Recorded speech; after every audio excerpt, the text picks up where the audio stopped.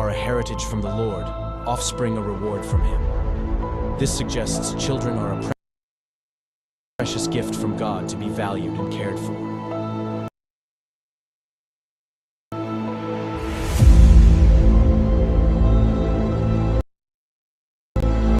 In the United States, a child a minute is taken into DHS, CPS, and so on custody.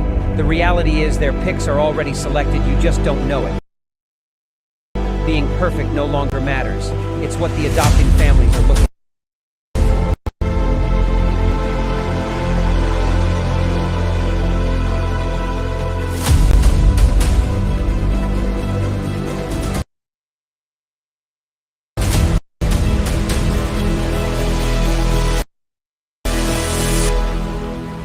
Who is it stealing the children, you ask?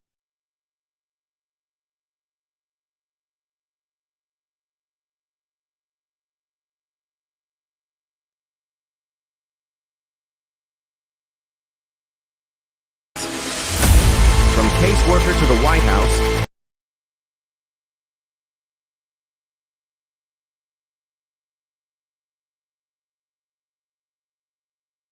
the buck stops at all levels, just not where it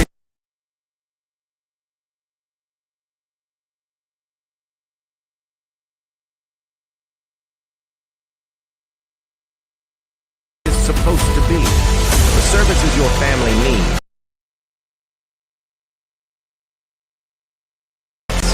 We, the people, have paid for to ensure your reunification. Title 4 says reunify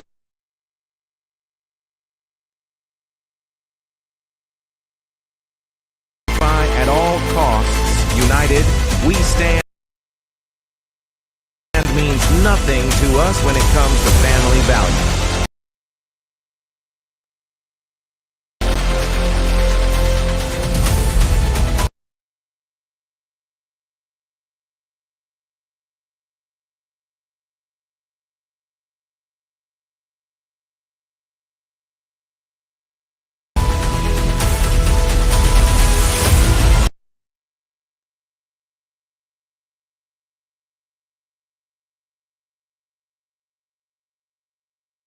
Children are being ripped away from their families. Parents are the results are atrocious. Termination of parental rights is not healthy for anyone, just profitable for the people enforcing the line.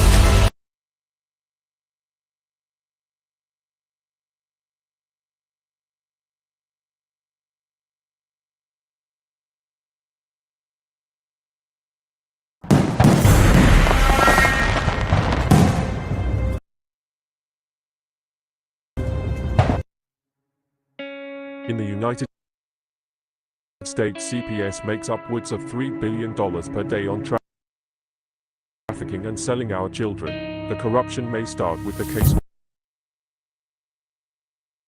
worker, but goes through the judicial system, passing the governor through the Senate and into the White House. The entire system has a hand in the business known as CPS. Our children are stolen every minute of a 24-hour day. They are being robbed of their innocence, their trust, their happiness. As parents, we are isolated and betrayed by a government we trust.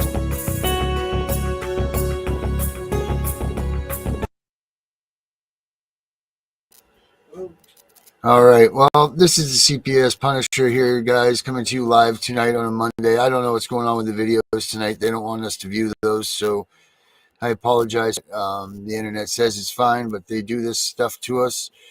Hopefully you guys had a good weekend.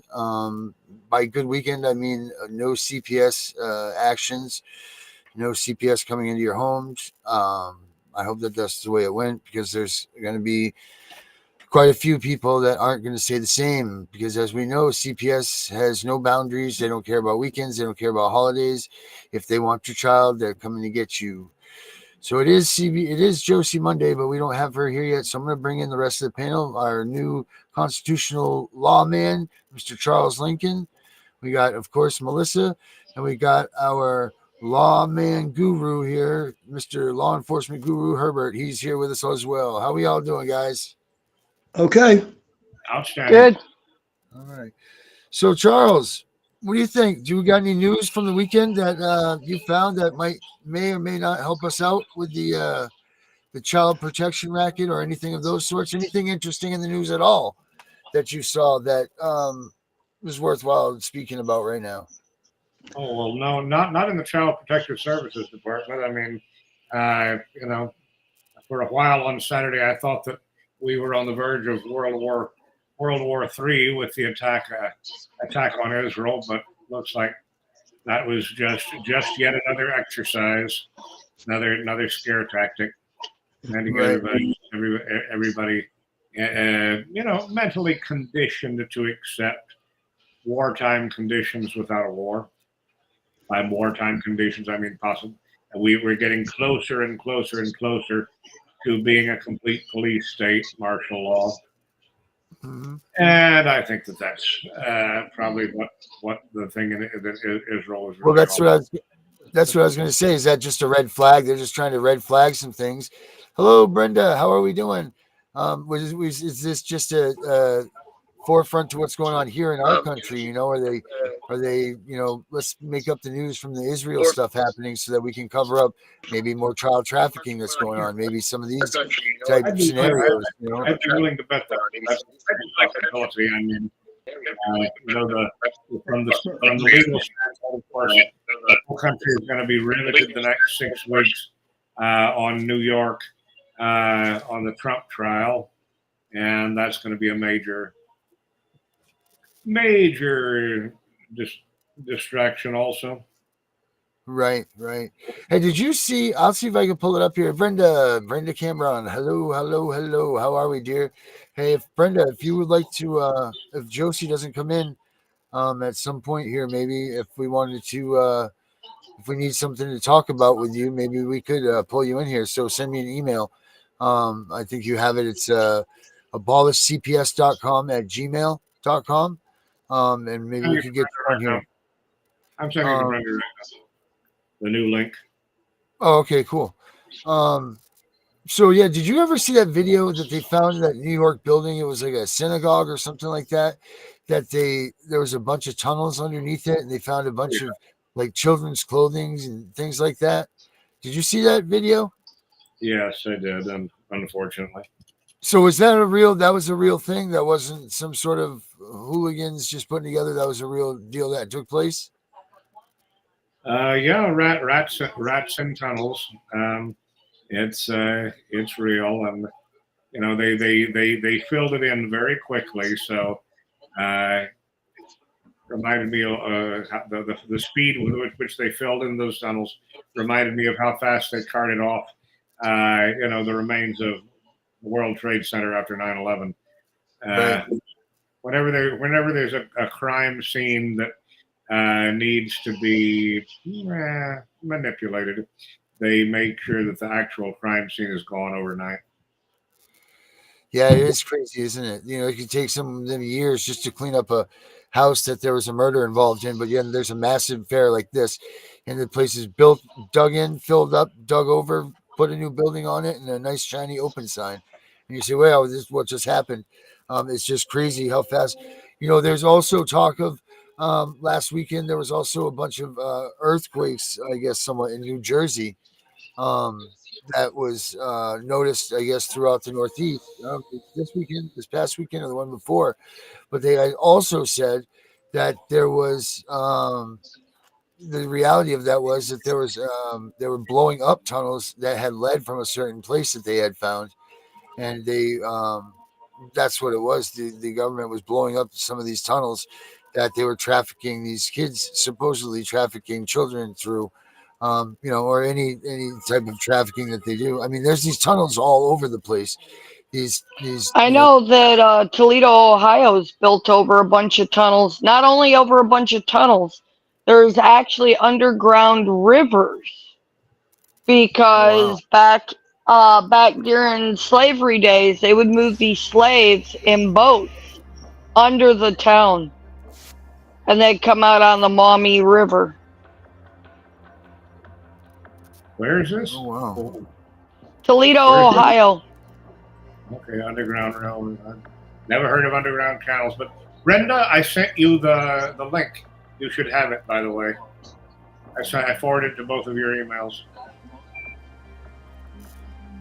All right, cool. Yeah, it's crazy how much this stuff is starting to come to fruition now that they're, you know, like the P Diddy thing did a couple of things that are, you know, did a couple of things.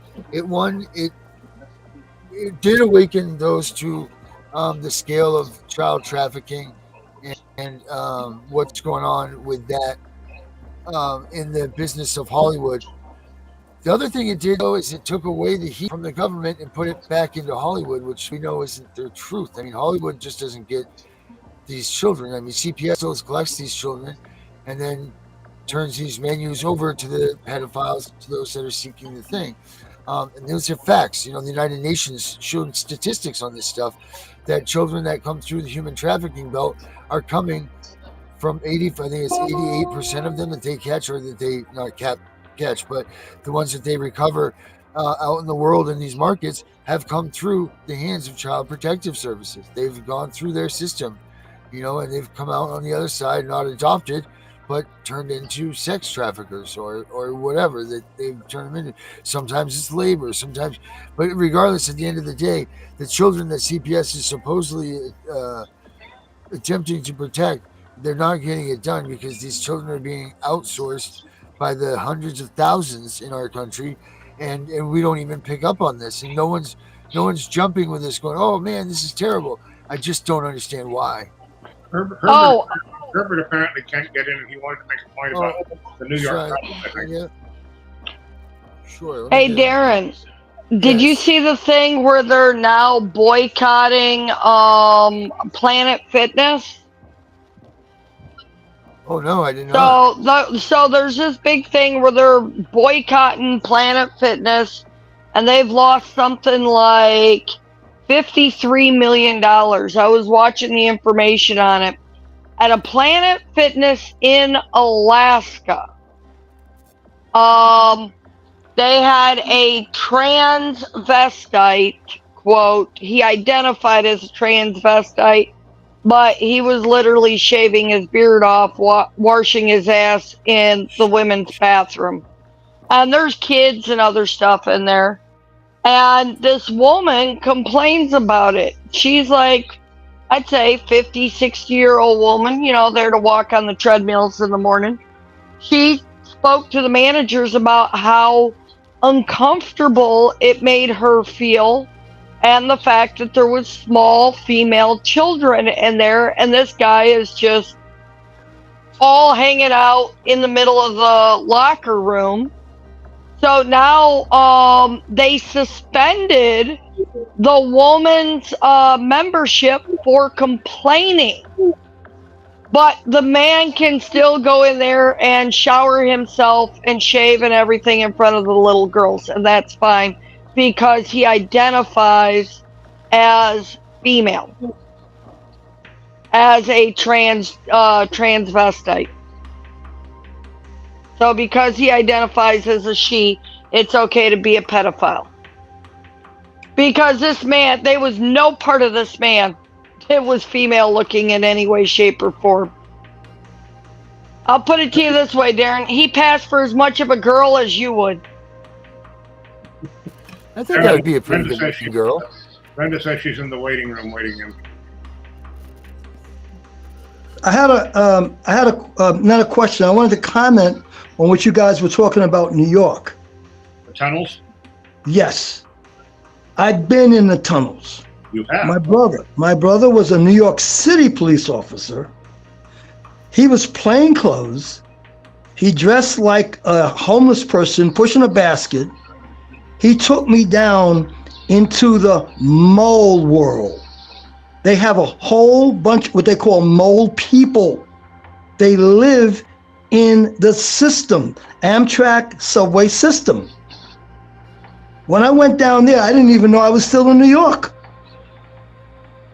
There's a train system station that has never been opened, that was open for FDR. What's the president, Roosevelt? Yeah. And it ran from one part of New York to the other. And those tracks are still there. The old train is still there. I saw it, and there's a whole bunch of people living under there. Darren, have you ever really been to New York? I have never been to New York.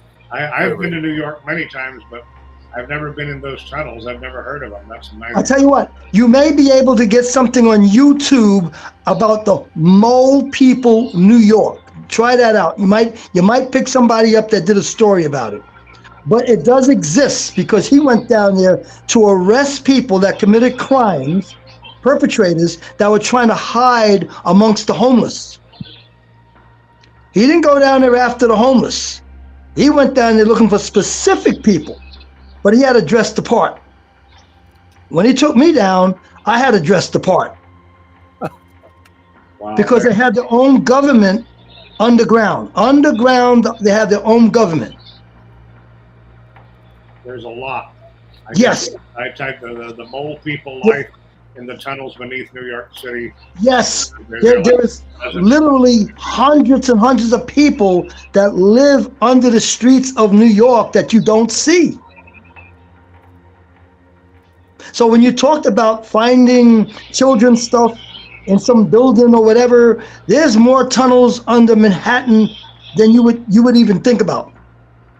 Like whatever happened to the gold that was in the basement of the World Trade Center? That disappeared pretty quick, didn't it, Charles? Well, it definitely wasn't there.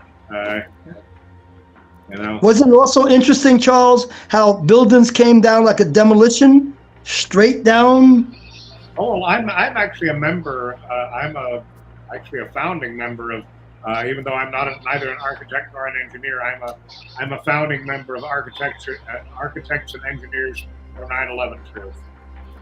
Charles, you also know that it takes a lot of heat to get kerosene to burn, and that's jet fuel. Well, yeah, that's why we were just talking about cleaning off the World Trade Center, and basically, yeah, they didn't want the steel melting explosives to be found. Oh, Josee's here too. Good. Yay. Josee Monday. There she is. Josee, how are you? Hi. Sorry to cut you off. I fell I just asleep. saw your message and I was looking at those things. Oh, awesome. Charles, have you met Josee yet? Yes, we met last Monday. All right, cool. And we got Brenda here as well. But Josee, tell everybody what we got going on with you. Okay. So, last week, did I tell you that I went to court? Yes. You had court the next day. Yeah. Okay. So the next day, went back to court, and then they got everybody because I had people there and everything, and the court was open, right? So as soon as I got there,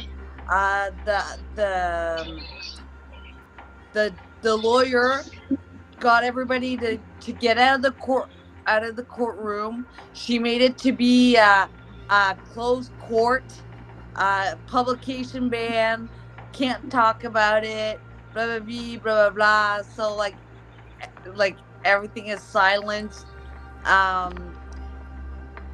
So the two people weren't there. It was only they were only represented by their own lawyer. It wasn't the same lawyer as the week before. As the week before. Remember how I said I didn't want the other lawyer because she was my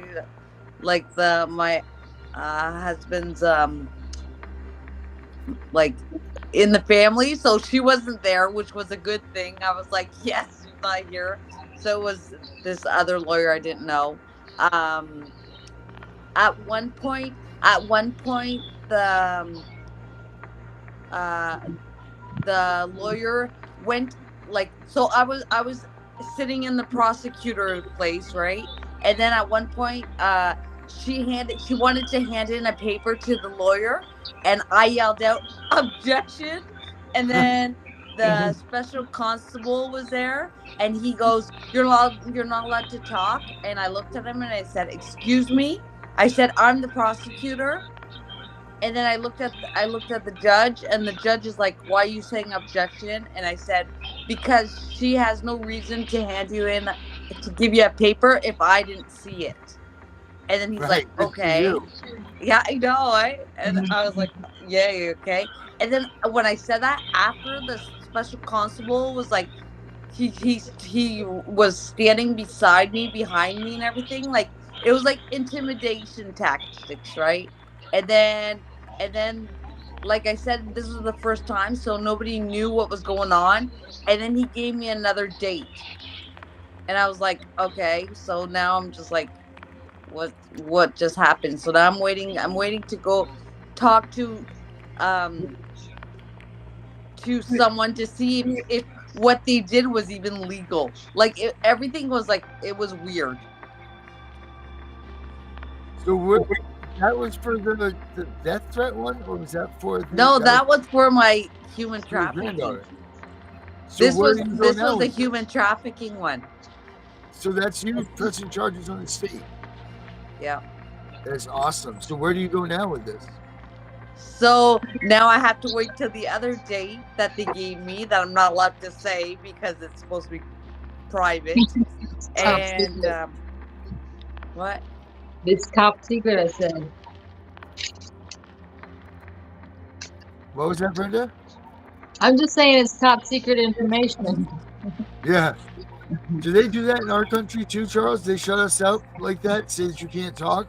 They I they did that quite a bit to my husband, and they've done that to our family. Yeah, just that's what I don't get. In our CPS case, they would say, um, and they put it in writing too, and say it at the beginning of the court that the children are not present, and nobody objected to the children not being present, and we objected.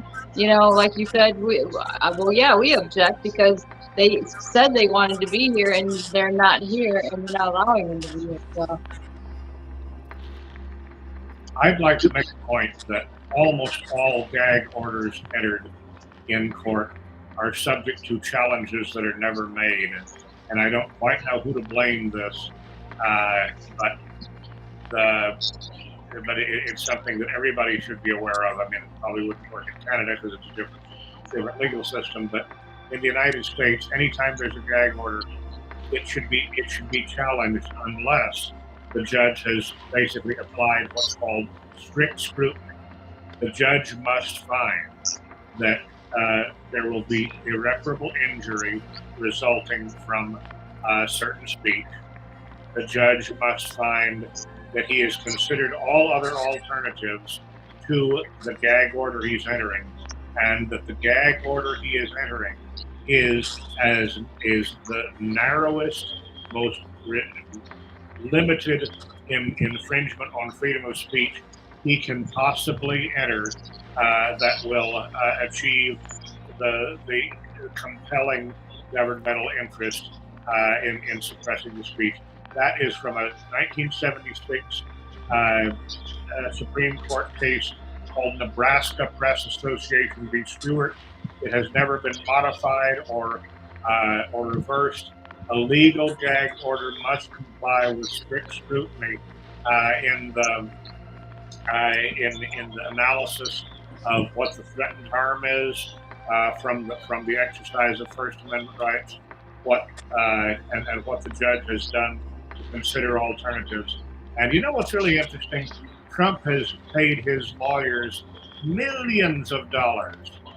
I follow the Trump cases as closely as I can, and they've never raised this point in regard to the gag orders entered against Trump. And I'm just like, why are they under instructions not to vigorously represent Trump's interest? What is really going on here? But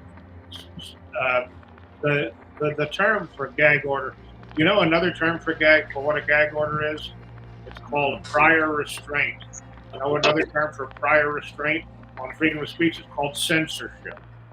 And basically, censorship is the primary evil that the First Amendment was enacted to prevent: censorship. And there's nothing more anathema to our democratic republican system than censorship. And again, this is one of the things that astound me about the law, is that there's a lot of good law on the books. The Supreme Court has handed a lot of very protective issues down, but unless people raise it, it's waived. It's gone. Well, what it fucked me up too, because like I read what a private prosecution was, and like in my head I thought that it was gonna go one way, and so when I was there, I was like, I had like my speech ready. I was like, this is what I'm gonna ask for, and then they side railed it, and they made it like go sideways, and then I was like kind of caught off guard, like, what the fuck is happening here, right? Like, I don't know if that was part of their setup, but like I was like, oh shit. And that's why I was like, after it was done, I was like, wait a minute, was this even legal? Like what the fuck just happened, right? To surprise you, to confuse you, Yeah. and to disorient you. That is part of the toolbox of a spy and basically a government lawyer. They want you to be confused, disoriented, and in a state of shock. And that is you at your weakest. I mean, as I understand it, Canada basically has no equivalent of the First Amendment. They have no charter of fundamental rights. Oh, we have a charter, but yeah.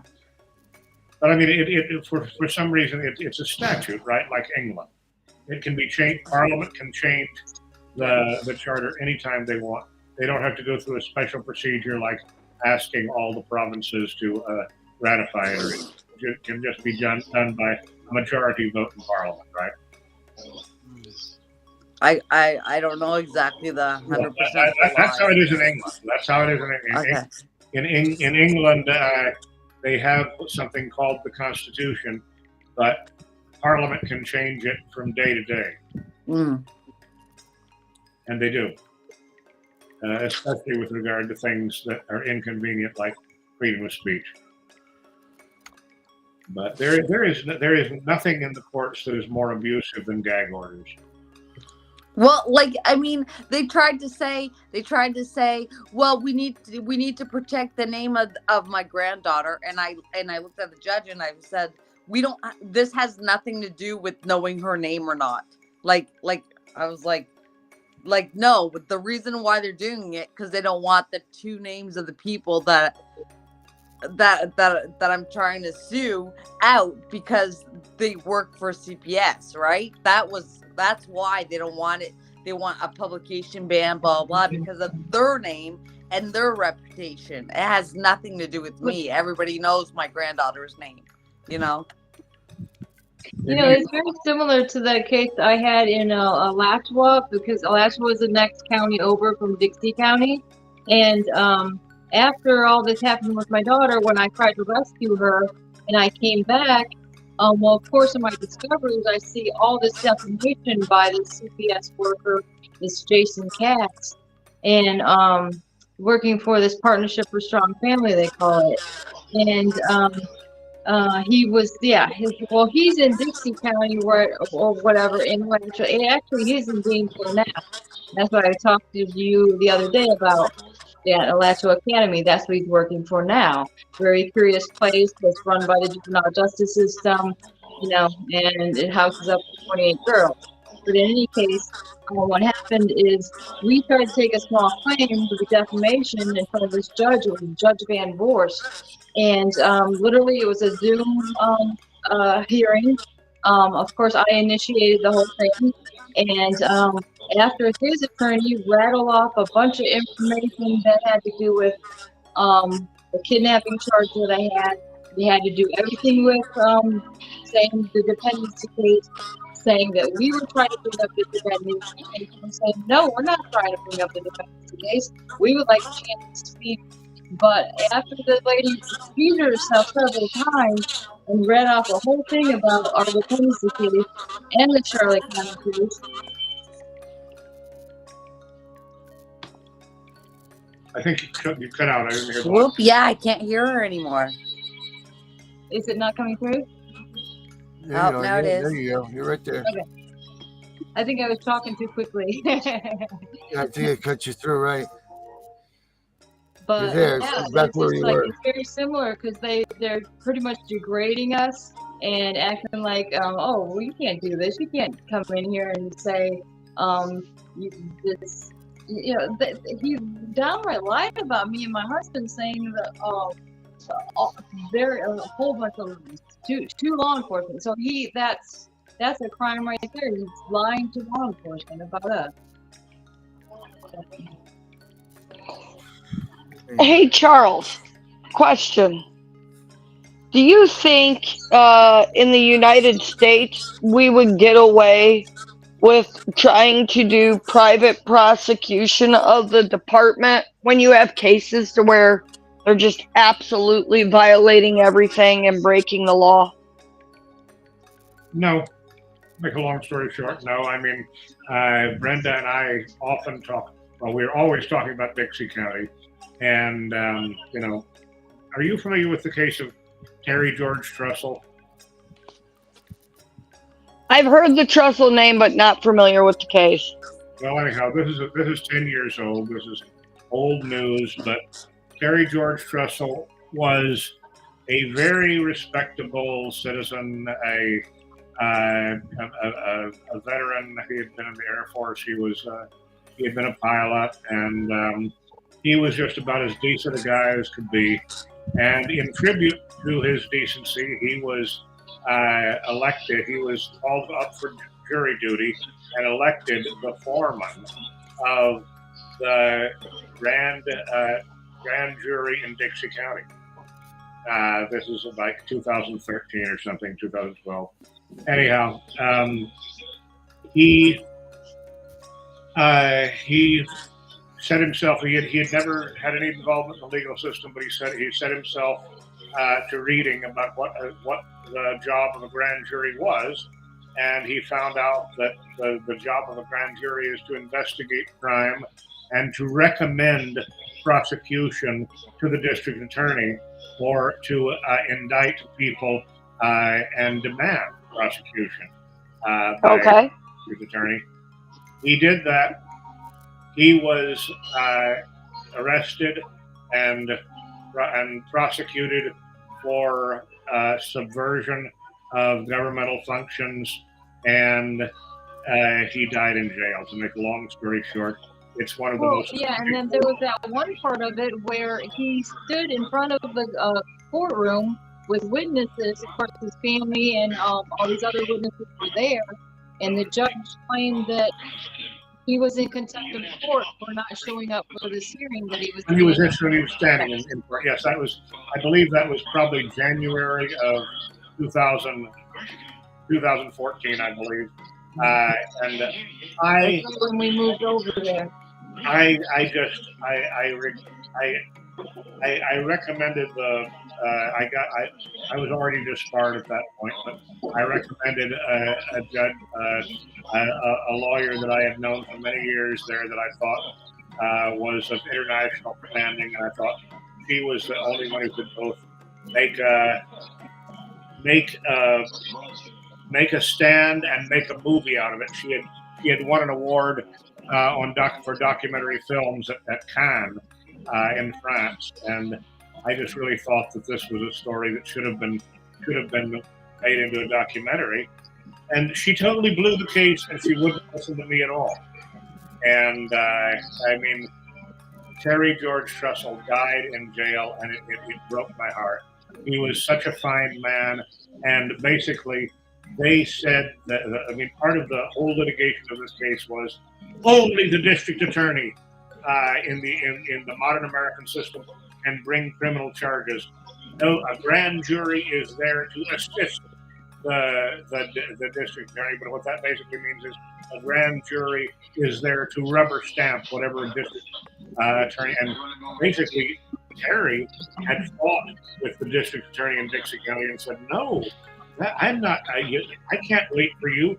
I have to investigate on my own, and I have to prosecute government officials if I find that there's evidence that they have committed crimes." And no, I mean, based on my experience in that case and several others not quite as dramatic. There was a lot of nepotism going on there, and there's still people from the commission there. You get the same names popping up, that Higginbotham, like I said, Melissa. And I think nepotism kind of overruns a lot of courts, big cities and small. I think a lot of those positions are handed down through appointment.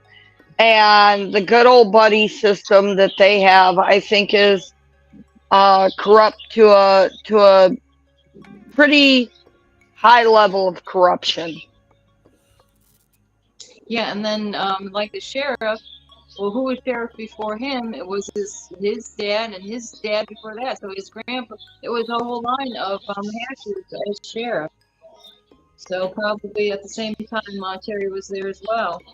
Hatcher was in there. And right. And then he retired out and escaped out of there like, this is over somehow, but it's definitely not over. But did I tell you last week? I don't think I told you last week, but I had 2 court dates. So I had the Tuesday and the Wednesday. Did I tell you what happened on Tuesday? No. I think you had Tuesday, but you said you went and you really didn't go into detail. Okay, because on the Tuesday was for my fake death threat. Okay, and that was the one where the judge wanted to see if they were going to pay for a lawyer for me to cross-examine them. Right. So when I went there on the Tuesday, he's like, the judge is like, do you have any objections that you have a lawyer for the 3rd of June? And I said, I don't have an objection. I just don't want to pay for a lawyer because I can do this by myself. And I said, and there's only going to be 2 names that I would accept to be representing me to cross-examine them. And then he said, okay, so the courts are going to be paying for my defense lawyer for the 3rd of June. That's nice when you can actually get a court to pay out. That's weird, though. The prosecutor is charging me, and now they're paying for my defense. Yeah, I mean, I hate to say it, but do you feel like that could be a setup? Oh yeah, 100%. But that's why I said I would only accept these 2 people, and so now I'm gonna wait to see, because before I said their names, I went and saw them and I said, will you ask the questions? Because my questions were already ready to ask, right? So my questions are already done. And the guy said, yes, I'll ask the questions, because they're just claiming that they're scared that for me to cross-examine, which I think is retarded, because like I still need to follow the protocol, I would imagine, in court. So it's not like I can be rude, or I'm not going to ask leading questions or non-leading questions. Like you would think that they would think that without me having a lawyer, I could technically put myself in more trouble. Like, why are they giving me a lawyer that now I will win 100% of the, like, actually, Josee, even I can answer that one for you. We don't even need Charles to answer this one. The reason they want an attorney to represent you is an attorney will do things in a much nicer way, that questions that you would be more direct on, they'll beat around the bush on, or they may not ask at all. So even though you have a list of questions You know, an attorney's not going to walk into a courtroom and make waves that gets them on the judge's naughty list. So even though he works for you, he still may not follow your directions the way you want it done, because when you really start outing them for the truth, it kind of ticks the court off. So that's why they want an attorney, so that when they record that record, they have the mildest record that is more neutral and even favorable to them based on how things are asked, what things are asked, because they don't want it to be a one-sided fight when you go to a higher level. So Right. And then my other question will be, because I had it on Tuesday and Wednesday, right? So two yeah, different cases, two different cases, two different reasons, right? So on Tuesday they say that they'll pay me a lawyer, and on Wednesday they make it private, right, for the other thing. But my question for you, sir, is it was the same fucking judge. Okay, what's the question? The question is that even legal itself? That he saw me the day prior to give me a lawyer, and now he's seeing me and saying that, for like, is that like legal to have me Yeah, for I guess both? technically it just sounds like he's modifying his prior order, right? What? He is well, modifying his prior order. Charles, the first day was a criminal case against her. The second day was a private prosecution criminal case against them. Yeah. They're accusing her of death threats. She's accusing them of child trafficking. So it's just kind of a shit show on both sides. Like, is he even allowed to see me? Like, wouldn't it be a conflict of interest the second time because he saw me the day prior? No, he's the judge. I mean, if we're going to have judges, we can't presume that they have conflicts of interest unless we can prove it. He saw me the day before. He saw you, but he saw you as a judge. He wasn't representing you. He wasn't your lawyer. Okay. And so, I mean, and he wasn't the state's lawyer or the provincial lawyer, the Queen's Bench lawyer either. So King's Bench, I guess it is now. So it's so I mean, yeah, I mean, judges can hear different cases that are closely related, but I mean, I don't think that there's any theory of conflict there. It's just he's wearing slightly different jurisdictional hats, but he's hearing two different cases between the same parties. It's like it's you don't have counterclaims in criminal court, but it's the functional equivalent of a counterclaim, right? Okay, because I just find it odd because, like, the month prior, there was a judge for the criminal case. He didn't want to do the criminal case because he said conflict of interest, and that's because he's married to the wife of the children's aid. Okay, Well, that would be a conflict of interest. I mean, that's a direct relation to the case. Very, very specific. I mean, that makes sense. That's not about handling two cases that are related. That's about handling too close a relationship. See, Josee, if I was a judge and you came to me and you wanted to prosecute someone for breaking into your car, you can. I can hear it. I can rule on it. You can come back to me later that same day with the same person prosecuting you for throwing a brick through their window, and that's not a conflict. He's just the person there to decide the evidence put in front of him.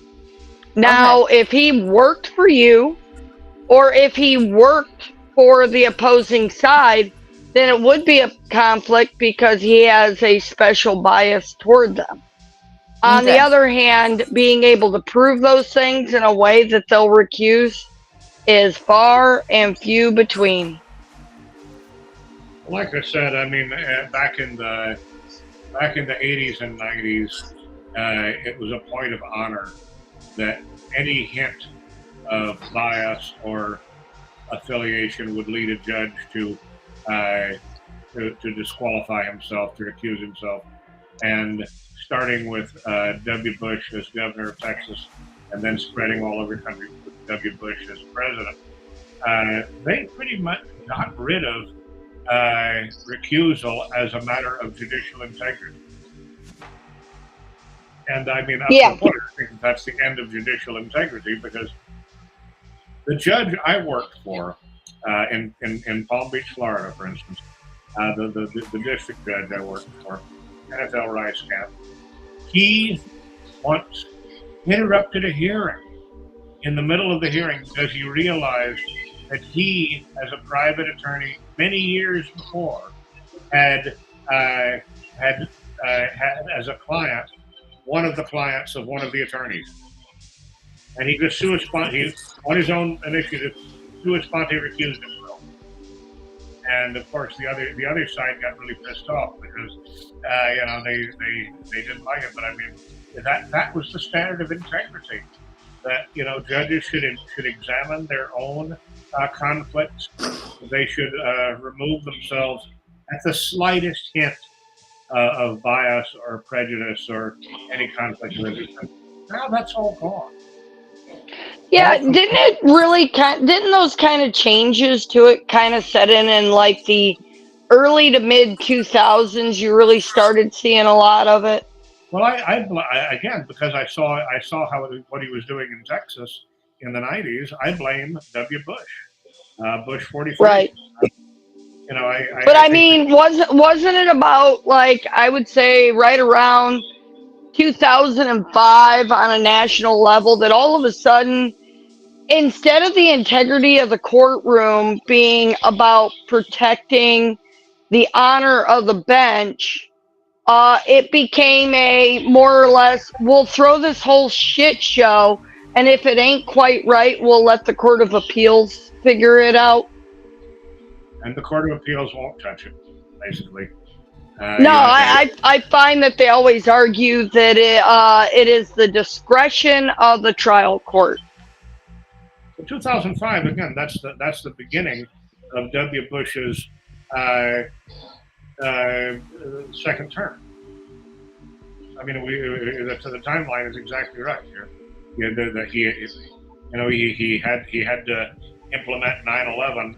In his first term, and that took up most of his time, and the war in Iraq, and then he got to screwing over the rest of the country in his second term. Right. Yeah, and they hid so much of the political agenda behind the war. I remember right after 9/11 and all that shit, and back when Bush first came in and we first really went into that war, I remember the speech where he said, well, they hurt my father.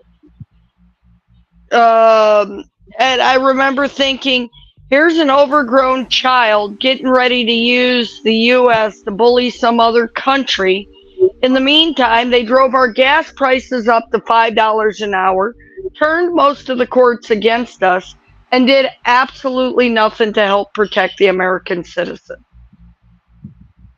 Well, I mean, that the things he said are legion, that were nonsensical. But it's not because he was stupid. He said things like that on purpose to throw people off and to make people think he was stupid. He knew exactly what he was doing. I think Biden's working on his own language. Child sniffing babble. Well, I mean, it's a great safety to have an agenda and let people think that you don't know what you're doing, because then they can't figure it out. I had to write this down about Biden so I wouldn't forget. No, he said whatever was going on with Iran, they said Iran was pretending. They knew that they would fail, whatever. Well, Biden says that's malarkey. Oh my God. Hey, Charles, did you ever see the videos of Biden sniffing children? Oh yeah, I mean Oh, that's all over the news. But you know what's funny about that? Because Chris did videos about that a long time ago. I mean, a long time ago. And when Joe Biden died, he did a whole video on that. So he actually was the first one to say "fuck Joe Biden" because it's him. I'll send you that, Charles. I'll send you that. That's a classic. Yeah, Josie, if you've never looked at it, Google Joe Biden sniffing children. No, Look it up I've on seen it YouTube. It too. is hilarious. I've seen it too. Yeah, it's gross. You Yeah. can't help but see it. It's all over. Well, and you got people like him, like his daughter's diary was released from the drug rehab because she had forgotten it there. It got into the public hands. There was a bunch of stuff in there about where she, as a child, had to take Was offended, showers yeah. with her father and all that crazy stuff. But yet they attack us. I mean, like in my case, they attack me and call me a bad parent, but they can't give an allegation against me. My daughter's been damn near killed in care, and my other daughter was just moved because they argue possible molestation. But I'm the bad parent. It'd just be nice to be able to grab a judge and shake him and say, "Can you get your agenda straight?" Well, isn't that why there's people jumping over the judges thing and jumping out at judges? I mean, it's gonna keep happening. It's Well, bound. do any of you guys remember hearing, this would have been about 4 or 5 months ago, about a shooting in Maine where there was like 13 to 15 people shot? Yes. That actually occurred less than an hour from where Darren lives, and it was a father who had his son taken from him, and most of the people he was shooting at were actually like director type people for the Department of Children's Services up in that area during an event. So it was actually a CPS related shooting, and it was very sad because I believe it was something like 15 shot and like 12 or 13 died or something like that. Well, that's the thing. They won't tell you the part about them being, part of the victims of CPS. They won't say that part. Well, it was released on one news station, and then you never heard about it again. But we watched it as a live event, and Darren stayed very on top and active in watching it because it happened in the same area where his daughter is. So, in fear that it could have been somewhere where she might have been, he stayed on top of it. But the very next day, the guy down in, Maryland? That guy went on a rampage and shot the judge down there because they denied him custody of his kid. Wasn't that the one in the driveway where it was in the driveway? Of the courthouse? Yeah, he pulled up to the driveway of the courthouse, shot the judge point blank, and they found that he committed suicide. He drove like something like 2-3 miles down the road and killed himself. So is Yeah, this and it's Robert Card. Robert Card is the suspect here. Lewiston. I think so. October of last year. Would it have been? Yeah, right around October. Yeah, I usually keep up with that. Sometimes it's hard to keep up with all that's going on. Well, and it's sad that the American people are getting backed into a corner in a way that we, the people, feel that the only thing we can do is stand up and end up going to violence because there's no one to listen.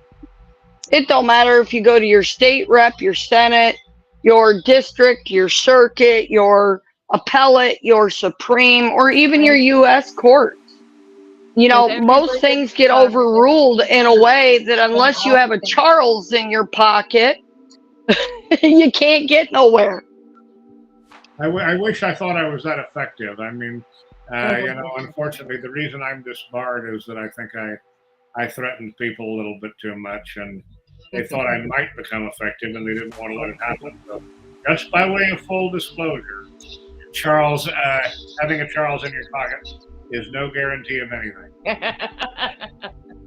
You know, my partner, when I was a practicing attorney in Texas, my law partner was a lady from Houston named Valerie Davenport.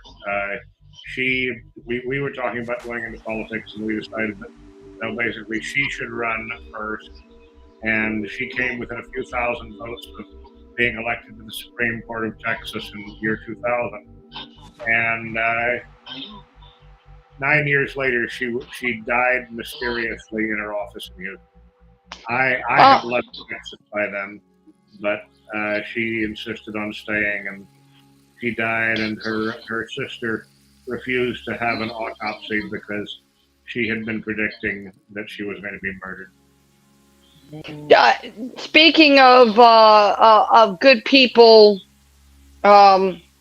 inhumanely euthanized, are you familiar with Nancy Schaefer? Yes. Yeah. Yes. You know, she was another one that highly spoke out. And have you ever reviewed the Nancy Schaefer reports? Yeah. Yep. Sure did.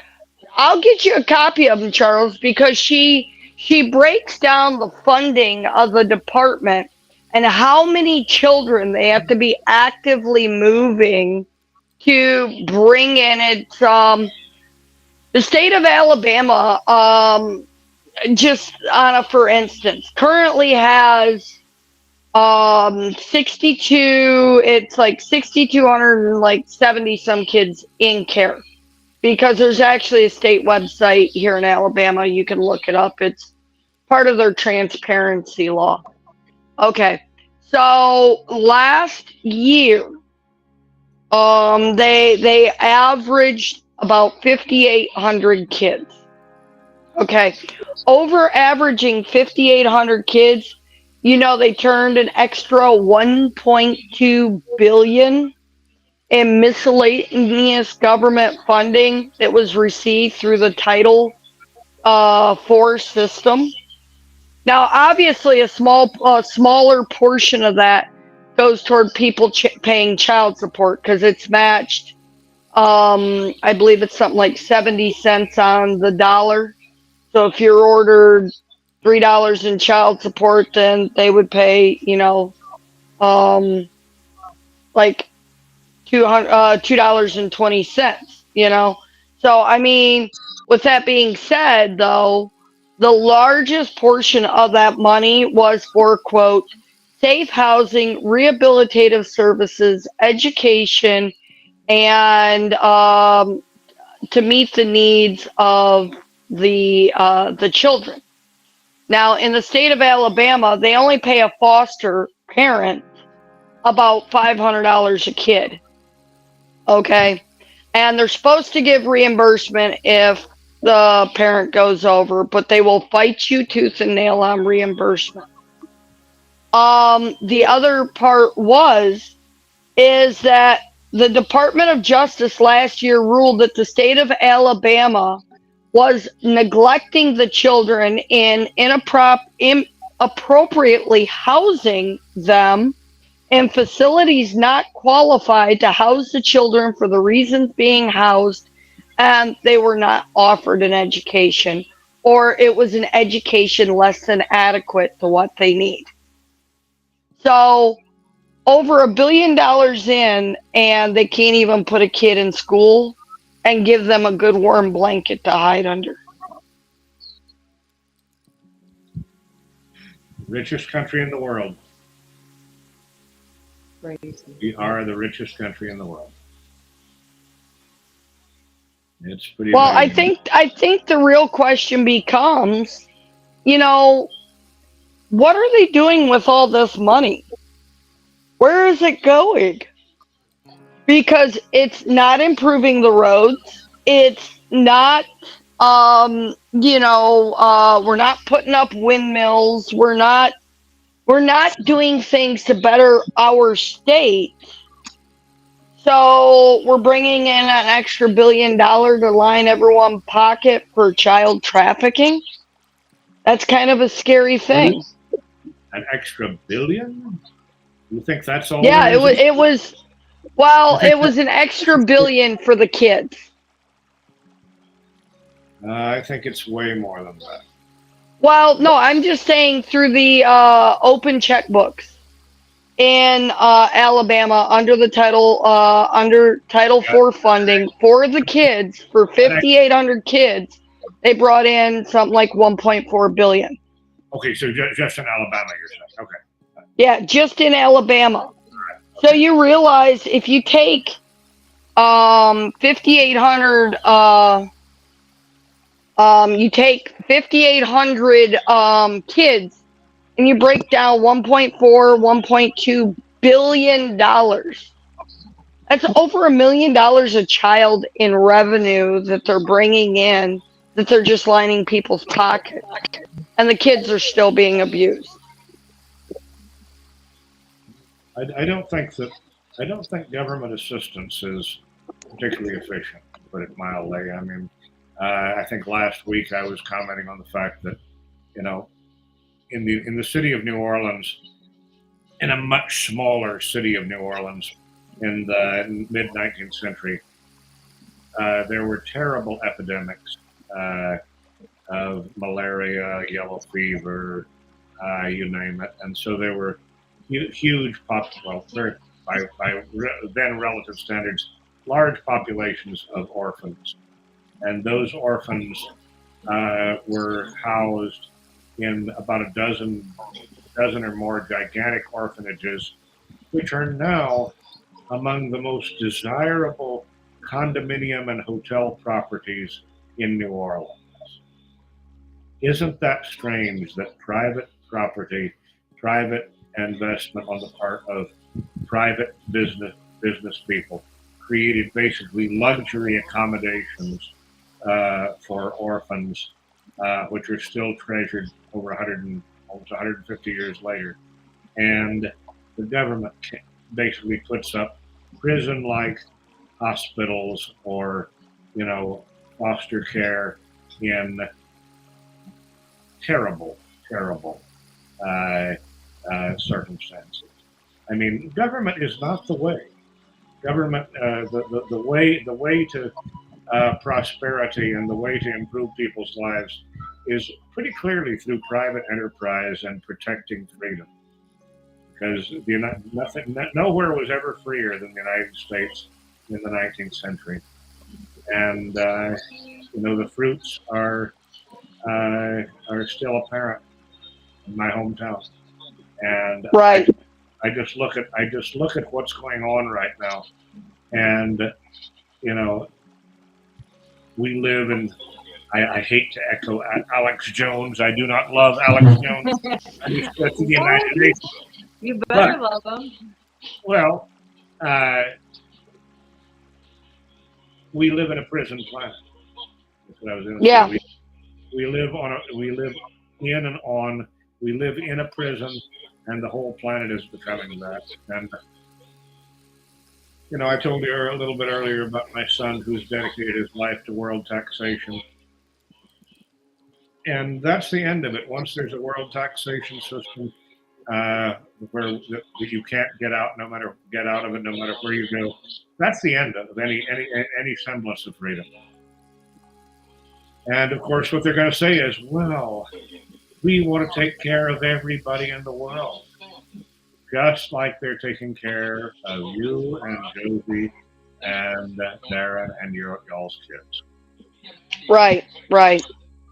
And well, I mean, this is the world we live in. We want to protect you, Brenda. That's why your husband's in jail right now.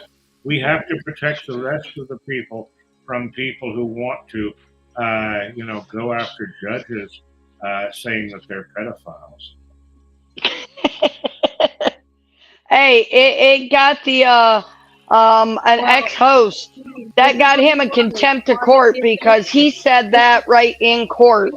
He We've actually opened up called the a can of judge a worms, I can pedophile. tell you guys, because we're gonna expose all these pedophile judges. This is it. We've opened it up, a can of worms. They're loose. Believe Yeah, me. but in the same, Brenda, you poke the bear too much, the bear will bite off the arm that's poking them. Well, nah, I got nothing to lose. There's nothing else to lose at this point. Just moving But there forward. is there's your freedom. You have your freedom, Brenda. You're sitting in a very nice house, looking very nice right now. Did anybody notice how I painted all the walls? I've been like going, and there's no stopping me. I'm fixing it up. I'm gonna flip it. Right. I'm gonna get a Winnebago. I'm going on the road, guys. If you lost your freedom, they wouldn't let you do that. So it's getting to be about that time. Josee, anything you'd like to say? No, it was an exciting week. Well, I bet. God protect us from exciting times. Yeah, exactly. I'm positive that things are changing, though. I'm hopeful that they're scared. I feel that they're scared and things are moving. Well, and when you get appointed, whatever attorney they give you, if you don't feel that he'll comfortably represent the case you want to put forward, you might piss him off, but you could always ask him to sit second seat to advise you. Yeah. I don't want to hear from you, Josee. You're represented by counsel. Please leave this man alone. One more word from you, and you're going to find out what contempt of court really means. Oh. Right. Brenda, any last comments, suggestions, thoughts? No, I'm saying this is what I'm doing. I'm giving it to God. Just pray. That's what I think. We just got to follow. He's leading the way. We just got to follow. Right. Yeah. And that's about the half of it. You got to focus on the things you can change to better your life and not focus on the things that you can't change. Hey, Herbert, you're hiding out there somewhere? Do you have any last questions? No. I'm here. Oh, he is. There he is. Any closing questions or statements from you?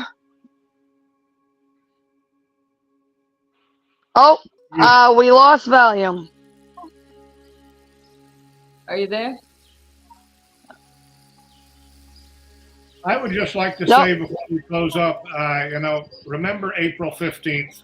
This is the day one of my mentors, Donald W. McPherson, one of the greatest tax lawyers in the United States, described April 15th, the greatest threat to civil liberties and the liberties of the English people in the history of the world. April 15th turns everything upside down. Now it's the anniversary of the Boston Marathon, Boston bombing. Oh my God. Herbert, are you actually talking? Can we hear you now? Oh. Nope, we can't hear him. Hey, Herbert, I don't know what's going on with you. Oh, there he is. Okay. I can hear you now. Okay. What I was saying to you is basically, if you guys get a chance, go into YouTube and look up Mole People, New York City. Well, I've looked them up already, and there's a lot of stuff out there, but. No, you'll see what the tunnels are like under Manhattan. It will blow your mind. They made an episode of the TV series Bones, in the tunnels underneath Manhattan? It's a city down there. People don't realize it. Yes. There's a whole city down underground. Yeah. So I just wanted to share that with you. And as far as CPS, unless Herbert is with CPS personnel and can show you something signed by a judge, don't let Herbert in. Yeah, absolutely. Don't let the police barge in. That's right. Unless there's a court order. Oh, for that matter, don't let the witch with the paperwork barge in either. No. Not the witch. But as long as the witch got something signed by the courts, don't fight him. Because if you fight him, then Herbert's going to take you to jail. Right. Right. That's all I got to say about that. And on another note, Melissa, did you get those video things I sent you? Yep, I've been reviewing them. I'll text you about them later. I'm going to give you a call. Yeah, I'll give you a call. All right. I'll give you a call, okay? Bye-bye. Charles, you have anything that you want to tune in closing? Oh, I think I already gave my closing to remember that April the 15th, Tax Day, is one of the key elements of this triad of evil between the Federal Reserve banking system, the Internal Revenue Service, and the national welfare system. That is the real. Those are the real three parts of government.